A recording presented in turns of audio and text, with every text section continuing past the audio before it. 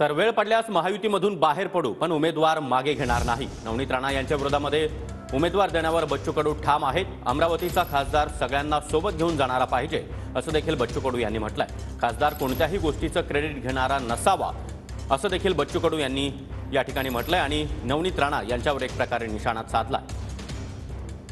नवनीत राणांचं एक poster viral झालं आहे शिवजयंती निमित्त. दुसरीकडे राज ठाकरे अजूनही महायुतीत यायचे आहेत. तुम्ही महायुतीमध्ये आहेत आणि पोस्टरवर राज ठाकरेंचा फोटो आहे. दुसरीकडे भाजपचे नेता म्हणतात की तुम्ही महायुतीत आहे, तुमचा फोटो नाही दिसतोय.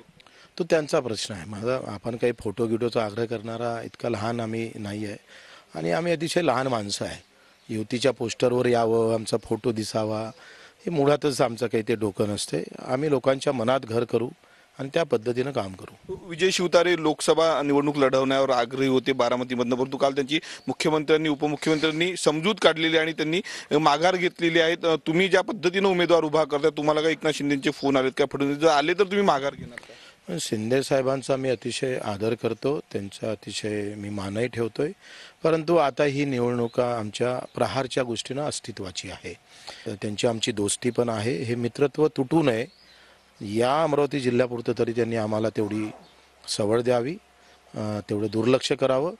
आणि तुम्हाला अडचणच होत असेल उद्या आमच्या प्रती जर तुमच्यामुळं शिंदेसाहेबांना त्रास होत असेल तर त्यांनी सांगावं, आम्ही उमेदवारी मागे नाही घेऊ शकणार, युतीतून आम्ही लागेल बाहेर निघू.